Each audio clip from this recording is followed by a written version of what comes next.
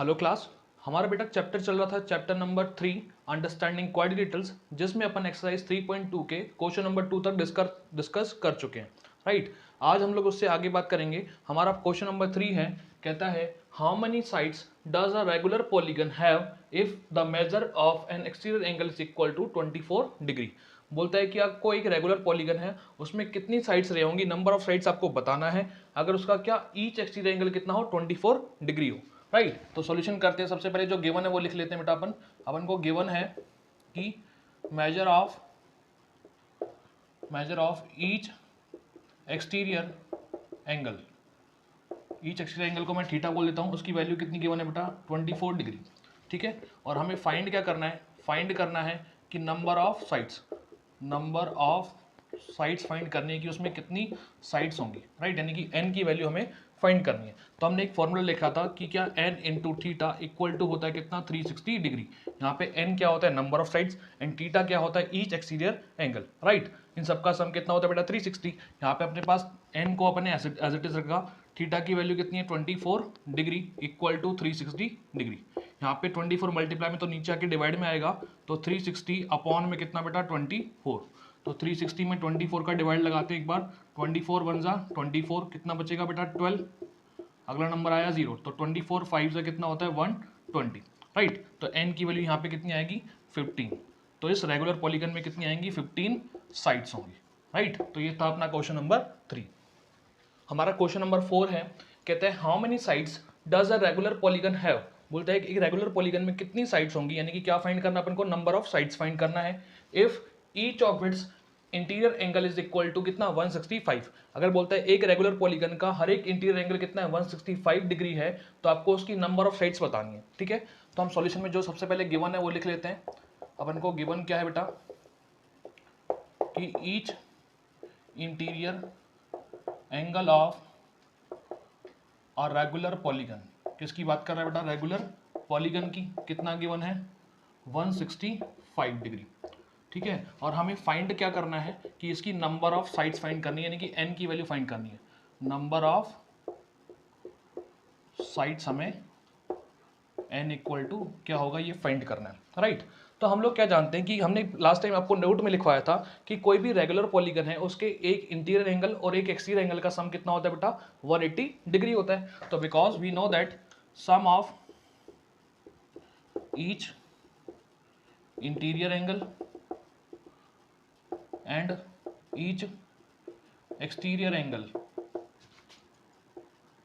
Of regular polygon equal to 180 degree होता है बेटा। ठीक है, यानी कि एक इंटीरियर एंगल और एक एक्सटीरियर एंगल, इन दोनों का सम कितना होगा, 180 डिग्री होगा। तो अपने पास इंटीरियर तो कितना गिवन है, यानी कि क्या होगा, interior angle plus exterior angle, दोनों का सम कितना होगा बेटा, 180 डिग्री होगा। इंटीरियर एंगल तो गिवन है 165। राइट, एक्सटीरियर एंगल अपन ने मान लिया थीटा इक्वल टू 180 डिग्री। ये 165 उधर आके माइनस में, तो theta equal to 180 minus 165, minus करेंगे थीटा की वैल्यू कितनी आएगी, 15 डिग्री। राइट, अपने पास एक्सटीरियर एंगल आ गया। उसके बाद हमें क्या करना है, नंबर ऑफ साइड्स फाइंड करनी है। तो अपन लोग क्या जानते हैं कि n into theta equal to क्या होता है बेटा, 360 डिग्री। यहाँ पे n क्या होता है, नंबर ऑफ साइड्स, और थीटा क्या होता है बेटा, ईच एक्सटीरियर एंगल। ठीक है, तो अपन को नंबर ऑफ साइड n तो फाइंड करना है। थीटा की वैल्यू कितनी आई, 15 डिग्री इक्वल टू कितना, 360 डिग्री।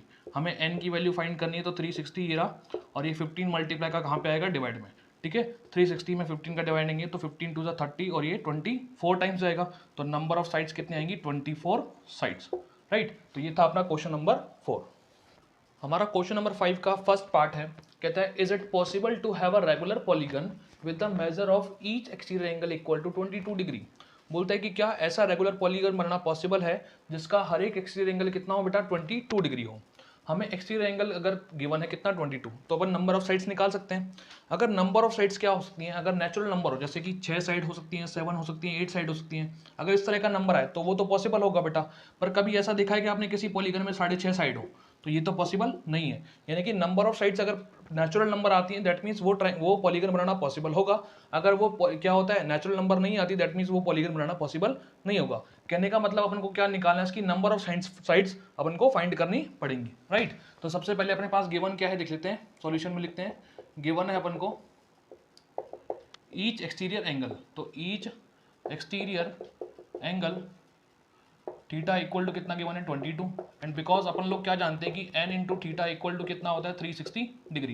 यहाँ पे n नंबर ऑफ साइड्स और थीटा क्या होता है ईच एक्सटीरियर एंगल, और इनका सम कितना होता है बेटा 360 डिग्री, राइट। तो n को अपन को फाइंड करना है, थीटा की वैल्यू कितनी 22 डिग्री इक्वल टू 360, राइट। तो n की वैल्यू निकालें तो 360 में किसका डिवाइड लगा देंगे 22 का, कैंसिल करेंगे 180 अपॉन में 11 आएगा, 2 से कैंसिल करा दो, राइट। तो मैं क्या करता हूँ 180 में अगर 11 का डिवाइड दें तो 11 वन सा 11, 7 0, 11 6 जा 66, कितना आएगा रिमाइंडर 4, डेसिमल का 0, 11 3 जा 33। तो n की वैल्यू कितनी आ रही है, ऑलमोस्ट अप्रॉक्सीमेट आ रही है 16.3 अप्रॉक्स। अब यहाँ पे बोलता है कि वो ऐसा रेगुलर पॉलीगन होगा जिसमें नंबर ऑफ साइड्स कितनी होंगी 16.3 होंगी। तो क्या 16.3 वाले साइड वाला कोई पॉलीगन हो सकता है क्या, नहीं हो सकता। बिकॉज क्या लिखेंगे, because n is not a natural number, क्योंकि यहाँ पे क्या n एक नेचुरल नंबर नहीं है। That implies such type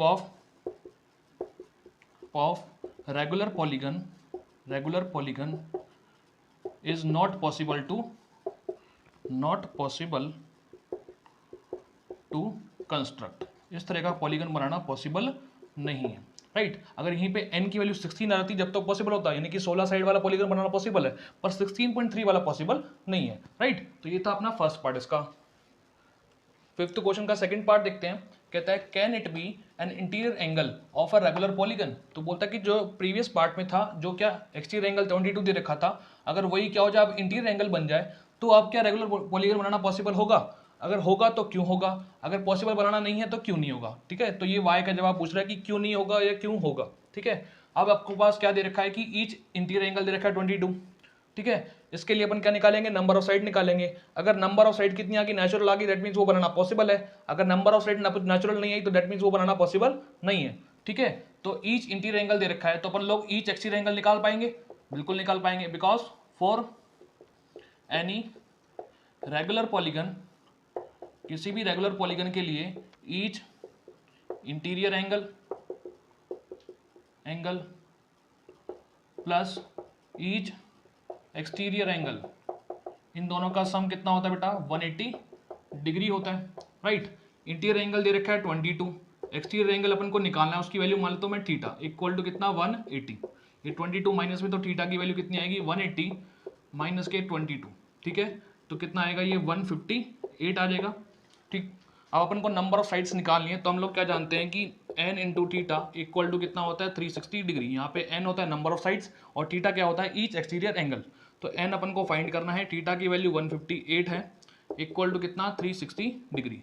n की वैल्यू निकालेंगे तो 360 में किसका डिवाइड लगा देंगे 158 का, 2 से कैंसिल करें 180 टाइम्स, और 2 से कैंसिल करेंगे इसको 2 7 जा 14 एंड 2 9 जा 18, तो 79 टाइम्स। अगर मैं डिवाइड लगा दूं तो कितना आएगा 180 में 79 का डिवाइड लगाएं, ठीक है।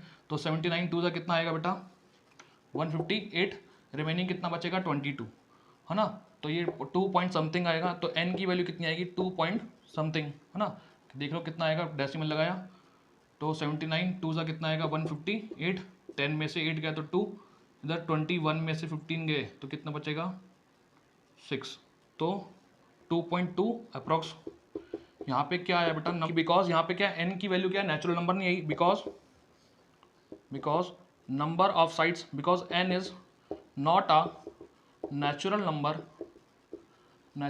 number that implies such type of regular polygon is not possible to construct, ठीक है। क्योंकि यहाँ पे नंबर ऑफ साइड क्या आ रही है नेचुरल नंबर नहीं आ रही है, इसलिए इस तरह का पॉलीगन बनाना पॉसिबल नहीं होगा, राइट। हाँ जी, हमारा क्वेश्चन नंबर 6 का फर्स्ट पार्ट है, कहता है what is the minimum interior angle possible for a regular polygon and why. बोलता है कि किसी रेगुलर पॉलीगन के लिए मिनिमम इंटीरियर एंगल क्या हो सकता है। तो मैं आपको बता दूं बेटा, सबसे सिंपलेस्ट जो रेगुलर पॉलीगन होता है वो क्या होता है, ट्राइंगल होता है, इक्विलेटरल ट्राइंगल। उसके बाद क्या आता है क्वाड्रिलेटरल आता है, यानी कि स्क्वायर चारों साइड इक्वल होती हैं। फिर क्या आता है पेंटागन आता है, ठीक है। तो अपन जैसे जैसे साइड्स बढ़ जाती हैं, इसके सारे इंटीरियर एंगल का सम कितना होता है 180 होता है, इसका कितना होता है 360 होता है, इसका कितना होता है 540 होता है। यानी कि जैसे जैसे नंबर ऑफ साइड्स बढ़ती जा रही हैं तो क्या होता है एंगल बड़े होते जाते हैं। तो उसने पूछा है कि मिनिमम इंटीरियर एंगल किसके लिए होगा बेटा, इक्विलेटरल ट्राइंगल के लिए होगा, ठीक है ना। तो सॉल्यूशन में लिखेंगे equilateral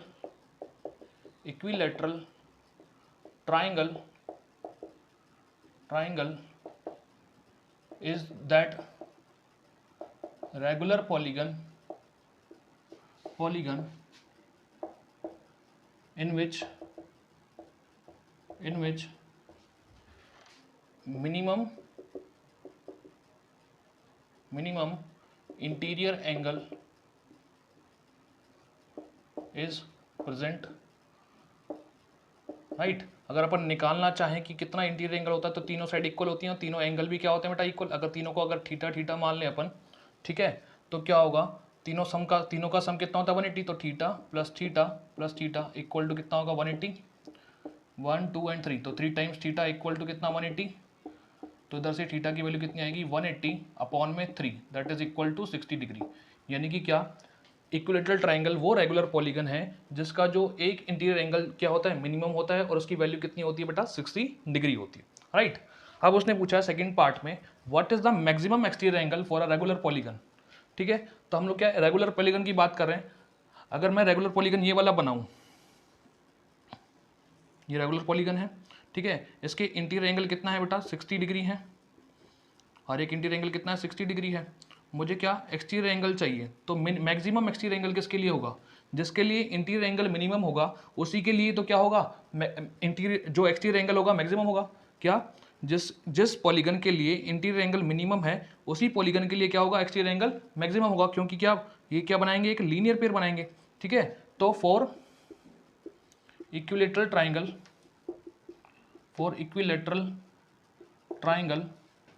maximum exterior angle is possible,